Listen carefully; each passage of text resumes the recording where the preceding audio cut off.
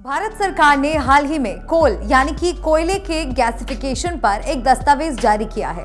सरकार का मकसद है कि साल 2030 तक कोयले के गैसिफिकेशन के जरिए एथेनॉल, मेथनॉल और सिंथेटिक गैसों का बड़े स्तर पर उत्पादन किया जा सके।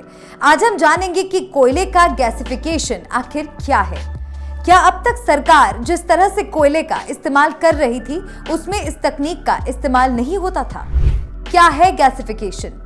कोयले का गैसिफिकेशन एक ऐसी प्रक्रिया है जिसमें कोयले को ऑक्सीजन, भाप या कार्बन डाइऑक्साइड द्वारा ऑक्सीडाइज किया जाता है, लेकिन इसमें कोयले को जलाया नहीं जाता है। ऑक्सीडाइज को आसान शब्दों में ऐसे समझें कि इसे आंशिक रूप से जलाकर इससे निकलने वाली ऊर्जा का इस्तेमाल किया जाता है। ऐसा इस वजह से किया जाता है ताकि ईंधन गैस बनाई जा सके।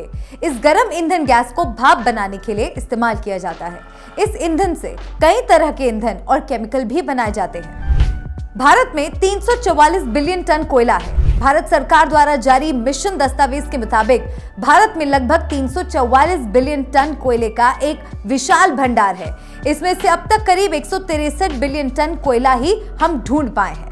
दस्तावेज आगे बताता है कि फिलहाल जिस दर से खपत चल रही है उसके हिसाब से अगले 5 दशकों से भी ज्यादा समय तक ये कोयला चलेगा। ऐसे में कोयले को दूसरी तरह से इस्तेमाल करने के रास्ते खुले हैं। इसमें से गैसिफिकेशन सबसे आसान, किफायती और पर्यावरण के लिए बेहतर माना जाता है। चीन और जापान में होता है इस्तेमाल। अगर बात दुनिया के अलग अलग देशों की करें तो काफी देशों में इसका इस्तेमाल हो रहा है। गैसिफिकेशन का सबसे ज्यादा इस्तेमाल चीन कर रहा है। चीन इसे अपने कई उद्योगों में इस्तेमाल करता है। उदाहरण के लिए चीन दुनिया भर में बनाए जाने वाले मेथनॉल का 54% हिस्सा बनाता है। इसका सबसे प्रमुख कारण गैसिफिकेशन तकनीक का इस्तेमाल है। चीन के अलावा जापान ने भी इस पर काफी शोध किया है। खासकर कि फुकुशिमा में 2011 में हुए हादसे के बाद जापान में वर्तमान में इस तकनीक का इस्तेमाल करके 800 मेगावाट बिजली का उत्पादन किया जा रहा है। लेकिन अगर बात अमेरिका की करें तो भले ही वहां शुरुआत 1900 के दशक में हो गई थी, लेकिन उसके बाद इस तकनीक का ज्यादा इस्तेमाल नहीं किया गया। साल 2000 में अमेरिका ने 25 गैसिफिकेशन प्लांट बनाने की बात कही थी, लेकिन अब तक सिर्फ 2 ही बन पाए हैं। भारत में कहां-कहां गैसिफिकेशन का इस्तेमाल हो रहा है? भारत ने 1960 के दशक में झारखंड के सिंदरी में कोयले की गैसिफिकेशन यूनिट खोली थी, जो बाद में बंद कर दी गई। जिंदल ने ओडिशा के अंगुल में प्लांट बनाया था, लेकिन वो भी बंद हो गया। लेकिन वर्तमान में इस दिशा में काफी प्रगति हुई है।